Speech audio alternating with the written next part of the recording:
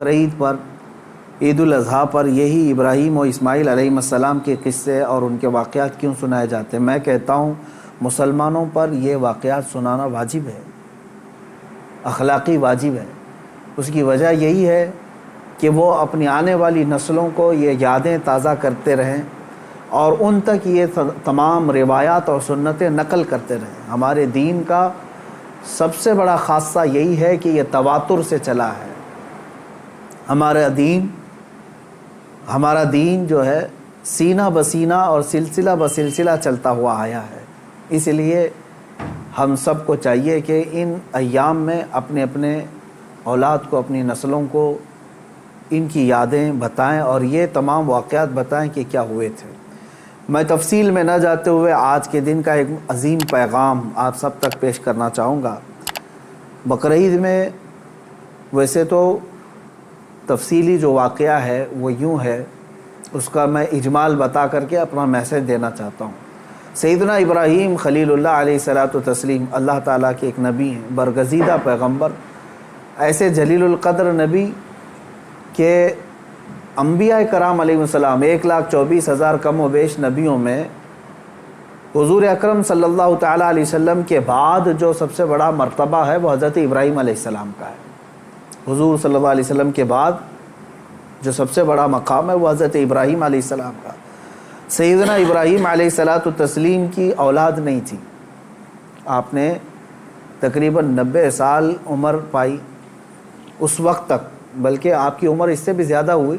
جب آپ کی عمر پاک 90 سال تک ہوئی تب تک کوئی اولاد نہیں تھی۔ آپ کی زوجہ ایک حضرت سارہ ہیں اور دوسری حضرت ہاجرہ ہیں۔ پھر روایات یہ بتاتی ہیں کہ 100 سال کی عمر ہو گئی لیکن حضرت ابراہیم علیہ السلام نے دعا کرنا نہیں چھوڑا تھا۔ یہاں سے یہ پتہ چلتا ہے کہ بندہ مایوس نہ ہو۔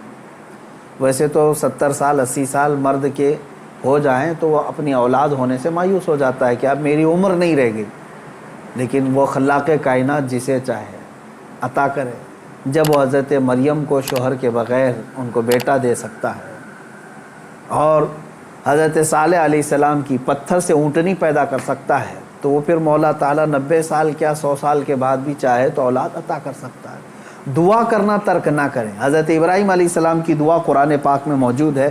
آپ یہی دعا کرتے تھے، رب ہب لی من الصالحین، اے اللہ مجھے صالح اولاد عطا فرما، صالحین میں سے مجھے نسل عطا فرما۔ حضرت ابراہیم علیہ الصلوۃ والتسلیم کی اس دعا کو قرآن پاک میں بھی آپ تلاوت میں پائیں گے۔ حضرت ابراہیم علیہ الصلوۃ والتسلیم کی اس دعا کو اللہ تبارک و تعالیٰ نے قبول فرمایا اور پھر اللہ تعالیٰ نے ارشاد فرمایا کہ ہم تمہیں ایک بیٹا عطا کرتے ہیں۔ وہ کیسے معاملات ہوئے یہ بھی دیکھیے۔ حضرت ہاجرہ حضرت ابراہیم علیہ السلام کی اہلیہ، وہ گھر میں موجود ہیں، کچھ فرشتے آئے اور فرشتوں نے آ کر کے بشارت دی کہ اللہ تبارک و تعالیٰ تمہیں بیٹے سے نوازنے والا ہے۔ تو وہ کہنے لگی کہ میں اتنی بوڑھی ہو گئی ہوں، ان کی خود کی عمر 90 سال کے اوپر کی تھی، کہا اتنی بوڑھی ہو گئی ہوں، کیا مجھے بچہ ہو سکتا ہے؟ فرشتوں نے کہا ہاں، اللہ تبارک و تعالیٰ جو غالب حکمت والا ہے وہ چاہے تو ہو سکتا ہے۔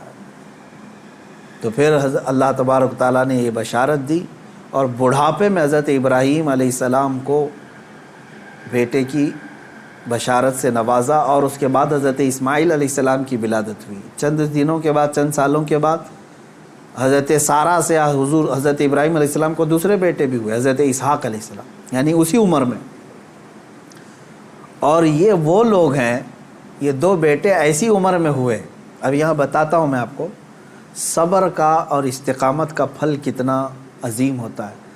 100 سال تک ابراہیم علیہ السلام صبر کرتے رہے اولاد کو، اور اس کے بعد اللہ نے اولاد دیا، 2 بیٹے دیے، ایک اسماعیل علیہ السلام اور دوسرے اسحاق علیہ السلام۔ ان دونوں نبیوں کے بارے میں اگر میں آپ کو بتاؤں، اسحاق علیہ السلام وہ نبی ہیں، حضرت ابراہیم علیہ السلام کے وہ بیٹے ہیں جن کو اللہ نے نبی بھی بنایا، اور ان کی نسل میں 30,000 سے زیادہ نبی پیدا کیے تقریباً۔ بنی اسرائیل پوری نسل جو ہے وہ اسحاق علیہ السلام کی نسل ہے. اسحاق علیہ السلام کے بیٹے یعقوب علیہ السلام، یعقوب علیہ السلام کے بیٹے یوسف علیہ السلام، یہاں سے پوری بنی اسرائیل چلی، اس میں ہزاروں نبی آئے. ابراہیم علیہ السلام کو ایک بیٹے اسحاق علیہ السلام کی نسل میں سارے نبی عطا کیے، اور دوسرا بیٹا جو اسماعیل علیہ السلام عطا کیے، ان کی نسل میں تو سید الانبیاء حضور صلی اللہ علیہ وسلم آتا ہے، محمد الرسول اللہ صلی اللہ علیہ وسلم علیہ افضل التحیت و اکمل التسلیمات. تو یہ حضرت ابراہیم علیہ السلام کی دعا کا نتیجہ تھا، اور صبر اور استقامت کا. آج جو مجھے پیغام دینا تھا وہ یہی ہے. میں نے آیت کریمہ بھی خطبے میں یہی پڑھی. بے شک وہ لوگ جنہوں نے یہ کہا اللہ ہمارا رب ہے، ان الذین قالوا ربنا اللہ، بے شک وہ لوگ جنہوں نے کہا اللہ ہمارا رب ہے، ثم استقاموا، پھر اس پر جم گئے. یہ ہے استقامت.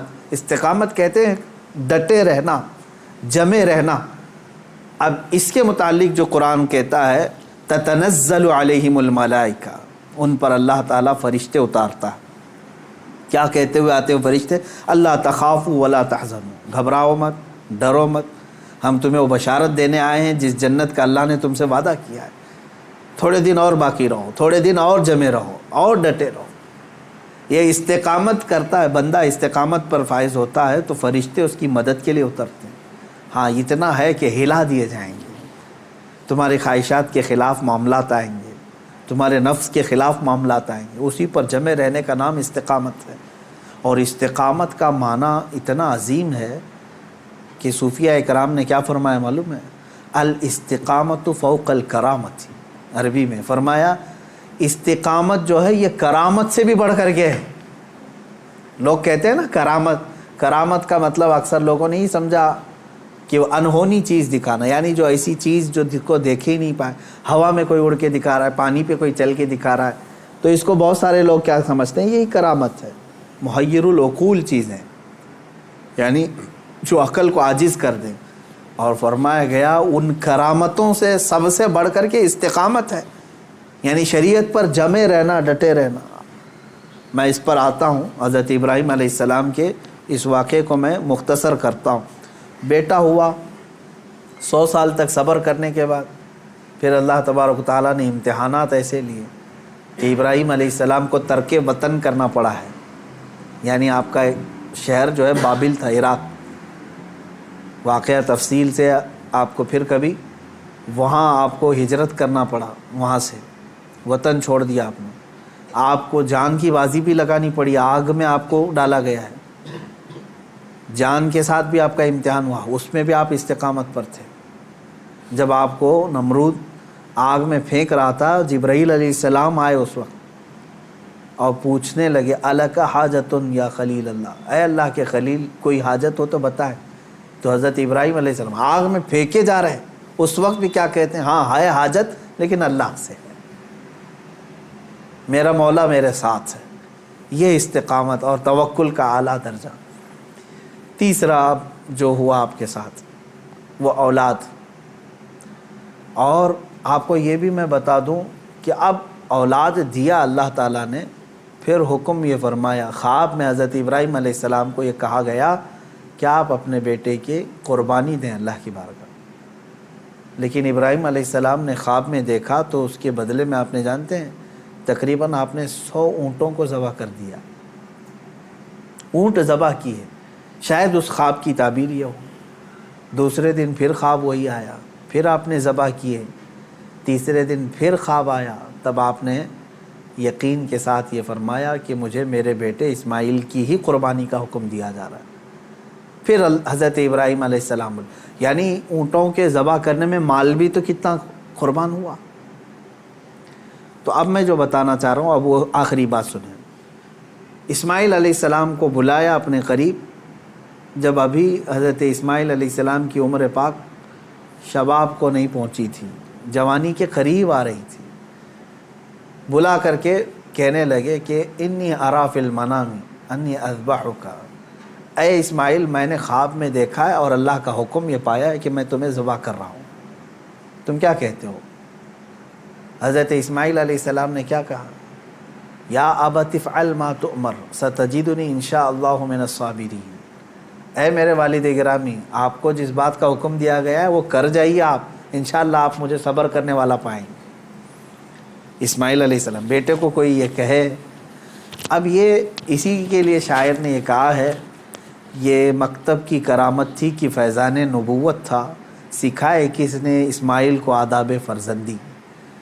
ہاں بہرحال اب جو معاملہ پیش آیا وہ پتہ ہے آپ کو، حضرت اسماعیل علیہ السلام کو لے گئے مینا میں، وہ جگہ آج بھی باقی ہے جہاں حجر اسماعیل کہہ کر کے ایک پتھر رکھا گیا ہے، وہاں پر اسماعیل علیہ السلام کو لٹایا گیا۔ ابراہیم علیہ السلام نے اپنی آنکھوں پر پٹی باندھ لی، ان کے ہاتھ پیر کو باندھ دیا، اور اس کے بعد تیز چاقو سے ان کے گردن پر چھری چلائی، لیکن چھری نہ چلی۔ روایات یہ بتاتی ہیں کہ آپ نے اس چھری کو پتھر پر مارا، پتھر دو ٹکڑے ہو گیا، کٹ گیا، لیکن نرم و نازک گلا نہیں کٹا، 2 مرتبہ نہیں کٹا۔ تیسری مرتبہ آپ نے زور سے چلایا تو کٹ گیا، مگر گلا نہیں۔ اللہ تبارک و تعالیٰ کے حکم سے جبرائیل علیہ السلام ایک دمبا جنت سے لے آئے اور اسماعیل علیہ السلام کو وہاں سے ہٹا کر کے دمبا رکھا، دمبا ذبح ہو گیا۔ اسماعیل علیہ السلام کھڑے رہے۔ ابراہیم علیہ السلام جب ذبح کر چکے تو اپنی آنکھوں سے پٹی ہٹا کر کے آپ اللہ کا شکر ادا کر رہے تھے کہ اے مولا تیرا جو حکم تھا وہ میں نے مکمل کر دیا۔ تو جب آپ نے پٹی ہٹا کر کے دیکھی تو بکرا ذبح ہے اور اسماعیل علیہ السلام سلامت ہیں، تو رب تبارک و تعالیٰ نے یوں ارشاد فرمایا، قد صدقت الرؤیا یا ابراہیم، اے ابراہیم تو نے ہمارے بتائے ہوئے خواب کو سچ کر دکھایا۔ وَنَادَيْنَاهُ بِذِبْحٍ عَظِيمٍ، ہم نے اسماعیل کو ذبح عظیم کے نام سے پکارا۔ اللہ تعالیٰ نے فرمایا، اللہ تبارک و تعالیٰ یہ امتحان لے رہا تھا۔ یہ انبیاء اکرام علیہم الصلاۃ و تسلیم کے ساتھ ہے، ایسا نہیں ہے کہ سارے لوگ یہ کر پائیں گے۔ وہ اس درجے کے ایمان والے تھے، ان کو اسی انداز سے امتحان لیا گیا۔ اب جو بات 2 چیزیں عرض کرنی ہے، پہلی بات تو یہ ہے کہ بعض مفسرین نے اور عاشقان رسول نے اس میں پیارا نقطہ یہ بیان فرمایا، گلا نہ کٹنا، ذبح نہ ہونا کیا وجہ تھی؟ تو فرمایا گیا اس لیے کہ اسماعیل علیہ السلام کی پیشانی میں نور محمدی تھا۔ حضور اکرم صلی اللہ تعالیٰ علیہ وسلم کا نور پاک تھا، انہی کی نسل میں حضور تشریف لائے، ابھی دنیا میں نور محمدی کو آنا تھا۔ اب بعض مفسرین اس بات پر ہی نہیں رکتے بلکہ ان تمام چیزوں کو اوپر تک لے جاتے ہیں۔ ابراہیم علیہ السلام کو آگ نے نہیں جلایا، وہاں پہ بھی نور محمدی ان کے پیشانی میں تھا۔ نوح علیہ السلام کی کشتی غرق نہیں ہوئی اس لیے کہ نوح علیہ السلام کی پیشانی میں بھی نور محمدی تھا۔ بہرحال دوسری بات میں جو بتانا چاہ رہا ہوں وہ 4 چیزیں تھیں۔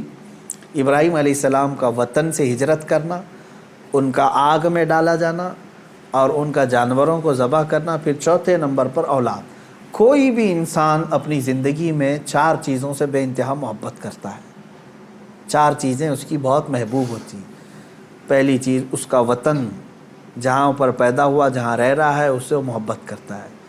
دوسری چیز وہ اپنے مال سے محبت کرتا ہے۔ تیسری چیز وہ اپنی اولاد سے محبت کرتا ہے۔ چوتھی چیز وہ اپنی جان سے محبت کرتا ہے۔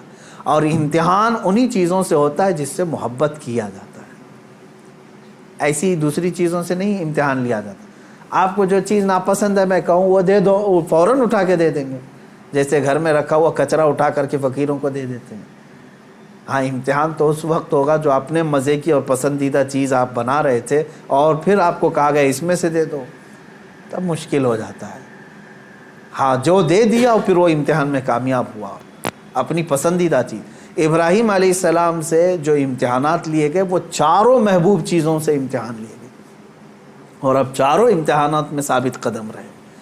آپ نے وطن بھی ترک کیا، جان بھی جوخم میں ڈالی، اولاد بھی اور اپنا مال بھی۔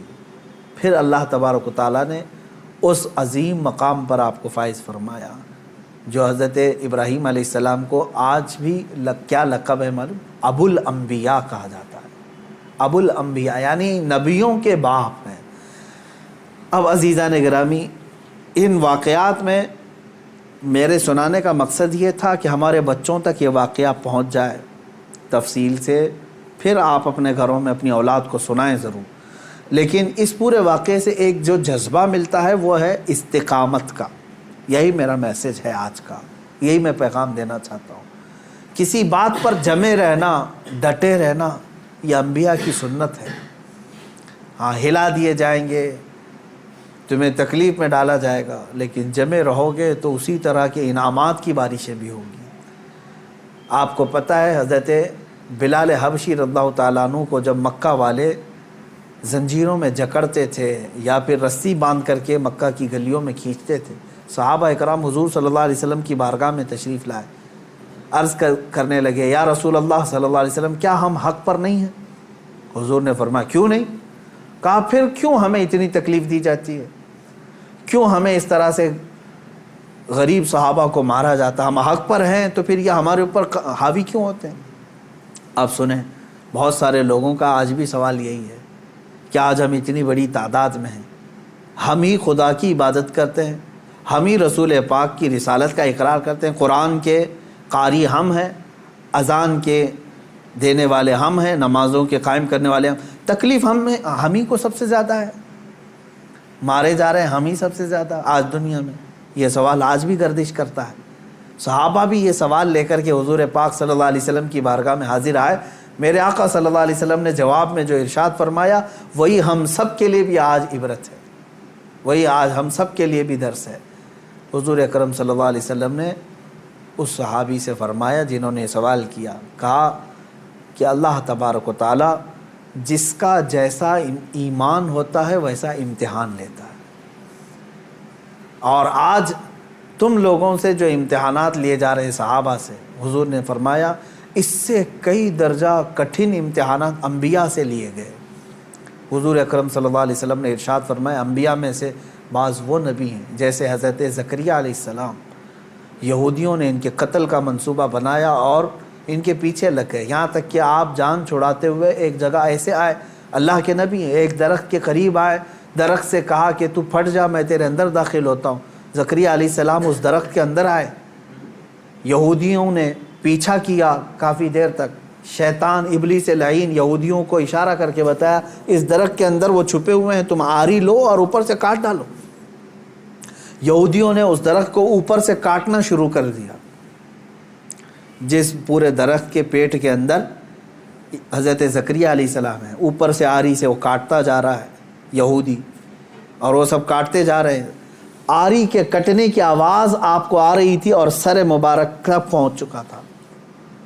آپ آواز نکالتے, اللہ تبارک و تعالیٰ کی طرف سے یہ حکم آیا, اے زکریا صبر کر جاؤ, اور اگر اس پر تم نے صبر نہیں کیا تو صابرین میں سے تمہارا نام نہیں آئے گا. حضرت زکریا علیہ السلام خاموش ایسے رہے کہ پوری آری نے سر کو چیر دیا, بدن کو چیر دیا, پورے جسم کو چیر دیا, لیکن آپ نے آہ تک نہیں کہا, اف یہ تمام الفاظ بھی نہیں ادا کیے. احادیث میں یہ حضرت زکریا علیہ السلام کا استقامت, آپ جمے رہے, ڈٹے رہے, کٹ گئے, جسم پاک دو الگ الگ ٹکڑوں میں تبدیل ہو گیا.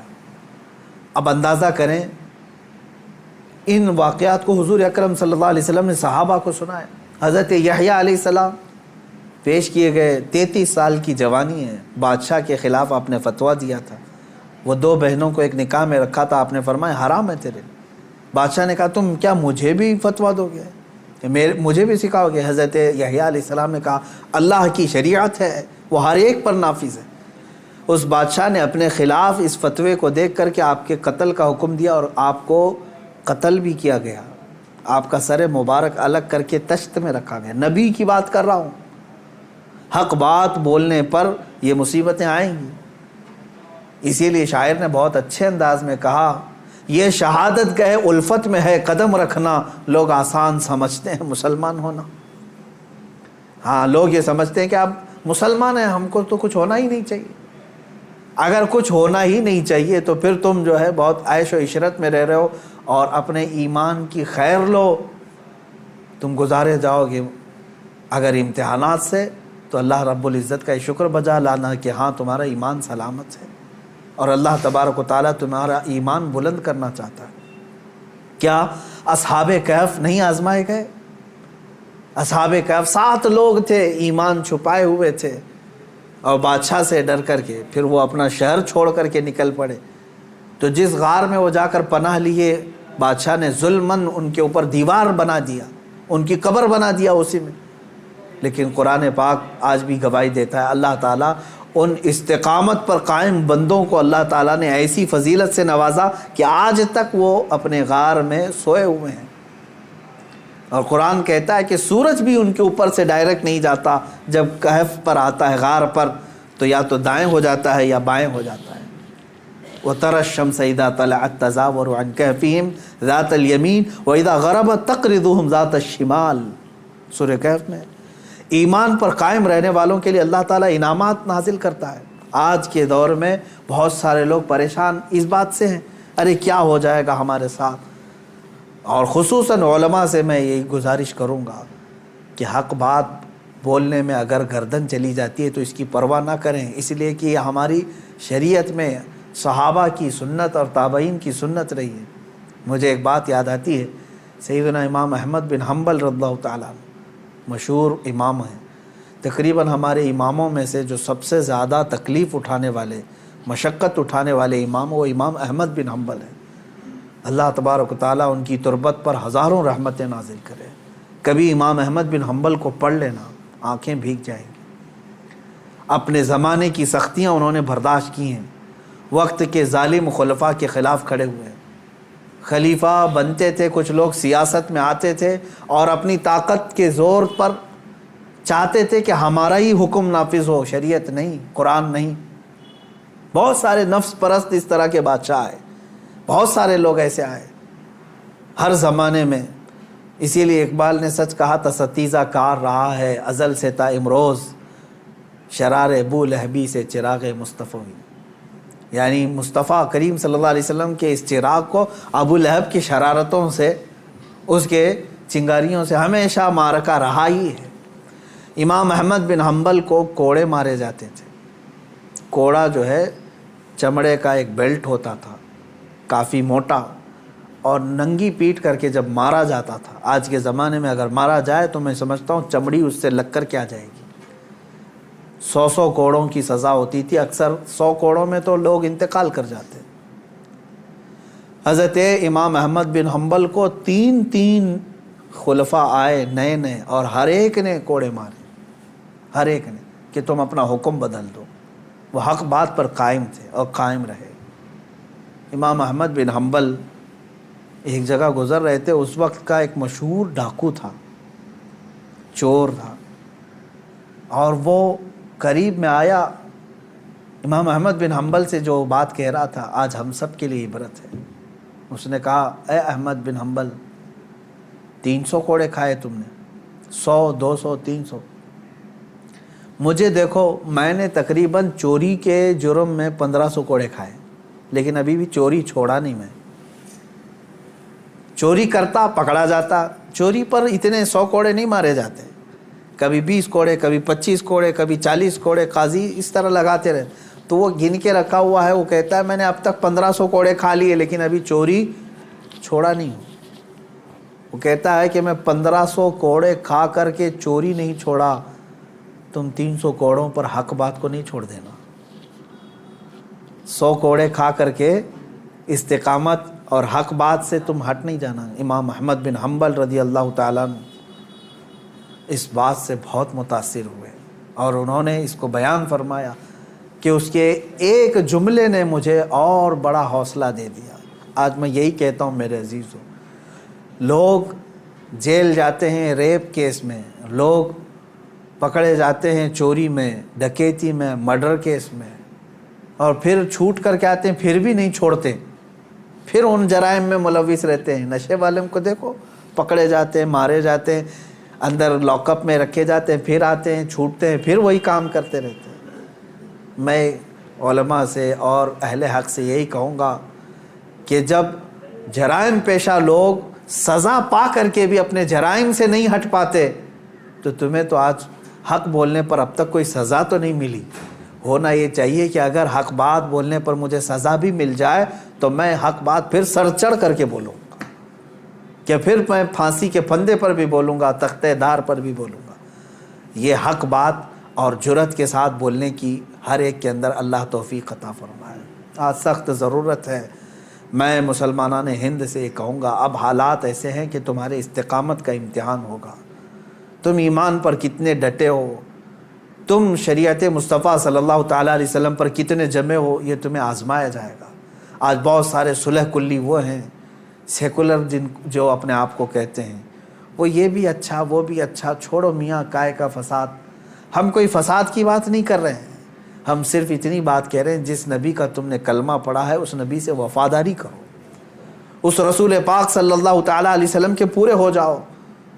تم اپنے ماں باپ کے خلاف گالیاں سننا نہیں چاہتے اور حضور پاک صلی اللہ علیہ وسلم پر گالیاں دی جاتی ہیں، تب تم کہتے ہو نہیں یہ سیکولر چیز ہے، سب چلتا ہے۔ معاذ اللہ رب العالمین، ایسی سیکولر بھاڑ میں جائے، اور ایسی سیکولرزم سے ہم پناہ مانگتے ہیں، اللہ کی پناہ، ایسی منافقت سے جس میں بندے کا ضمیر اور اس کا ایمان ختم ہو جاتا ہے۔ اے میرے عزیزو، استقامت کو سیکھو اور اس پر قائم رہو، جمے رہو۔ صحابہ اکرام کی تاریخ پڑھو گے، تابعین اولیاء کاملین کی تاریخ پڑھو گے، تمہیں پتہ چلے گا۔ میں بار بار اپنی تقریروں میں ذکر کرتا رہتا ہوں، علامہ کفایت علی کافی رحمۃ اللہ علیہ، مجاہد آزادی، ایسے بزرگ عالم دین ہیں جن کو انگریزوں نے پکڑ کر کے گرفتار کر کے اپنے قلعے میں رکھا، تقریباً 7 دن تک آپ کے جسم پر گرم استری پھیرتے تھے، گرم کر کے استری کو، پریس جو ہوتی ہے اس کو جسم پر پھیرتے تھے، چمڑی جل جاتی تھی، اور جب رات کا وقت ہوتا تھا تو ان جلی ہوئی چمڑیوں پر وہ انگریز نمک چھڑکتے تھے، جسم پر نمک مارتے تھے، اور اس کے باوجود اتنے پر کم نہیں، اسی کافی رحمت اللہ علیہ کو بھرے چوک پر بازار میں پھانسی کے پھندے پر انہوں نے لٹکایا۔ ایک جم غفیر نے دیکھا، مجمع عام میں آپ کو پھانسی پر لٹکایا جا رہا تھا، لیکن ذرا برابر بھی پیشانی پر شکن ہے، چہرے پر ملال ہے، کہیں کوئی افسردگی ہے، پشیمانی ہے، کچھ نہیں ہے، کھلا چہرہ، تختہ دار پر جانے والا بھی عاشق رسول یہ گنگناتے ہوئے جاتا ہے، کوئی گل باقی رہے گا نہ چمن رہ جائے گا، پر رسول اللہ کا دین حسن رہ جائے گا۔ اطلس و کم خواب کی پوشاک پہ نازاں نہ ہو، اس تنے بے جان پر خاکی کفن رہ جائے گا۔ سب فنا ہو جائیں گے، سب فنا ہو جائیں گے وہ لیکن حشر تک، سب فنا ہو جائیں گے کافی وہ لیکن حشر تک، نعت حضرت کا زبانوں پر چلن رہ جائے گا۔ یہ حضرت کفایت علی کافی رحمۃ اللہ تعالیٰ علیہ کی استقامت ہے۔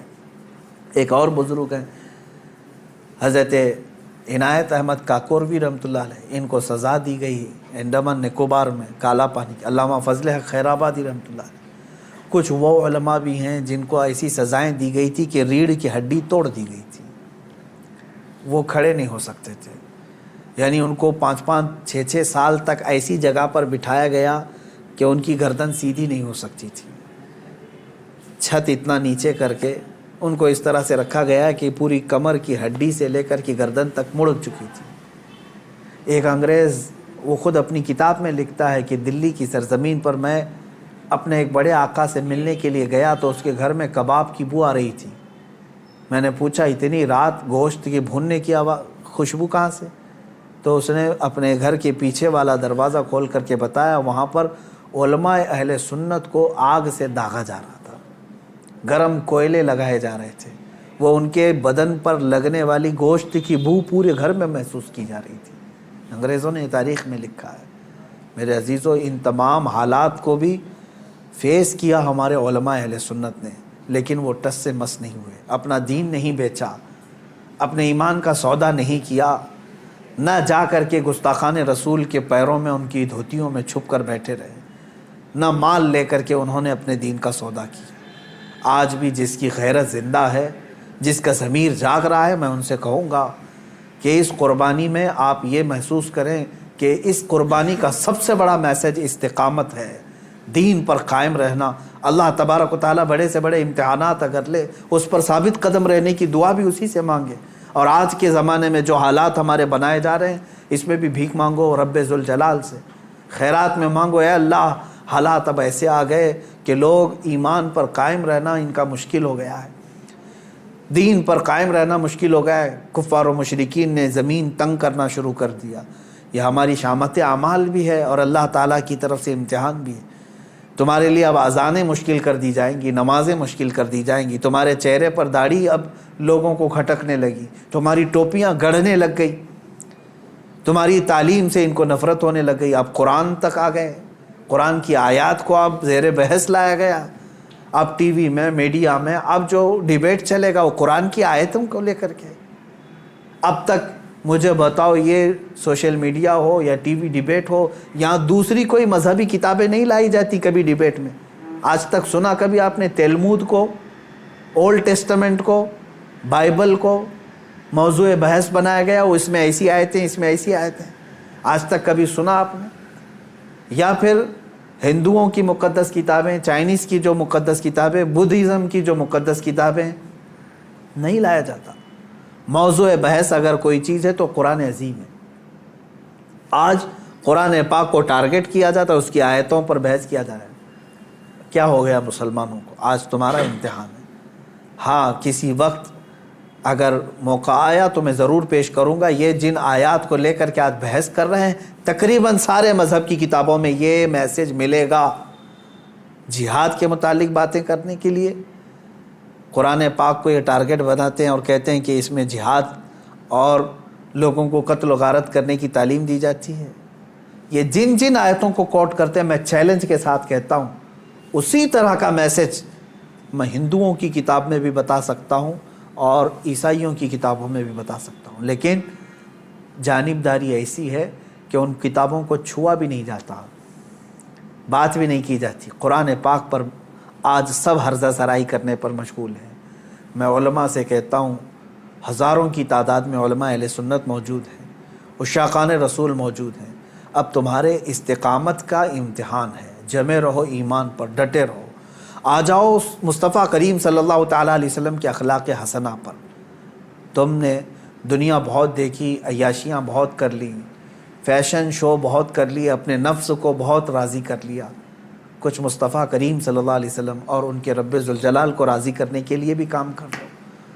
تم نے کپڑے پہنے اپنے نفس کو راضی کرنے کے لیے اور چند شیاطین کو اور چند دوستوں کو راضی کرنے کے لیے، اپنے چہرے کی حیت بنائی، اپنے گھر بار کو بنایا چند لوگوں کو راضی کرنے کے لیے۔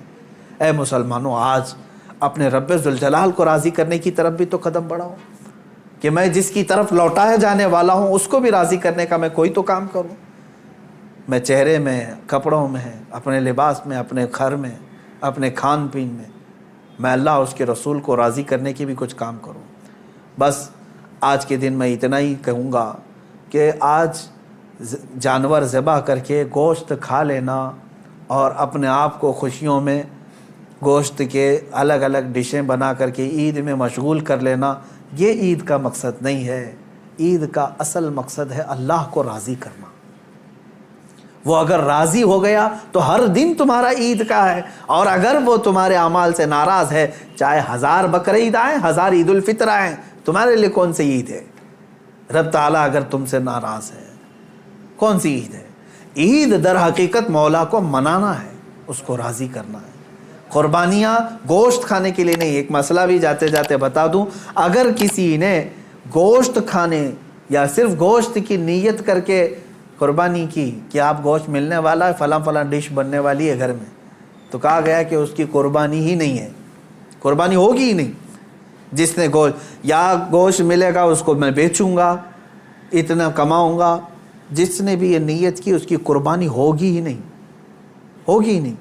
فرمایا گیا تقرب اللہ کی نیت ہونی چاہیے، میں قربانی کر رہا ہوں صرف اللہ کی رضا کے لیے، نیت یہ ہو، اور پھر گوشت کھانے میں مل گیا تو یہ اللہ کا انعام ہے۔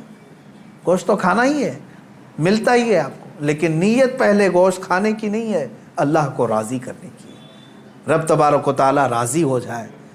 میرے عزیزو، آج کے دن اللہ تبارک و تعالیٰ کی بارگاہ میں خصوصی التجا کریں، دعا کریں، مولا کریم عید الاضحیٰ کی برکت سے یہ لاکھوں جو قربانیاں ہیں ان کو قبول فرمائے، اور ان قربانیوں کی برکت سے مولا تعالی ہم سب پر مسجدیں، عیدگاہیں اور ہماری عبادت گاہیں کشادہ فرمائے۔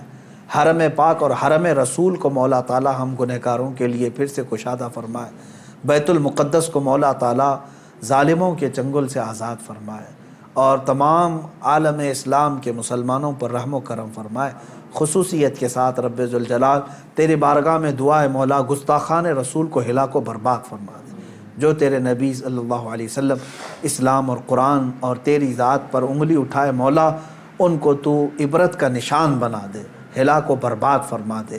اے کریم خدا ارحم الراحمین، جو گستاخی کرے چاہے وہ دنیا کے کسی بھی خطے میں ہو، مولا غیب سے تو اپنا سخت پکڑ اور سخت پرسش کا حکم ان کے لیے نازل فرما۔ الہ العالمین تو ان پر عذاب علیم نازل فرما، عذاب عظیم نازل فرما۔ اے کریم خدا ارحم الراحمین، ہم تمامی عالم اسلام کے لیے دعا گو ہیں، امت مصطفیٰ کے لیے دعا گو ہیں مولا۔ اے کریم خدا اس عید قربان میں سب کو امن و امان عطا فرما، ہر طرح کی بلاؤں اور آفتوں سے ہماری حفاظت فرما۔ الہ العالمین ہماری عیدوں کو اپنی بارگاہ میں قبول و مقبول فرما۔ وصلی اللہ تعالی علی خیر خلقہ محمد وآلہ واصحابہ اجمعین، وآخر دعوانا ان الحمد للہ رب العالمین۔ اللہ اکبر، اللہ اکبر، لا الہ الا اللہ واللہ اکبر، اللہ اکبر وللہ الحمد۔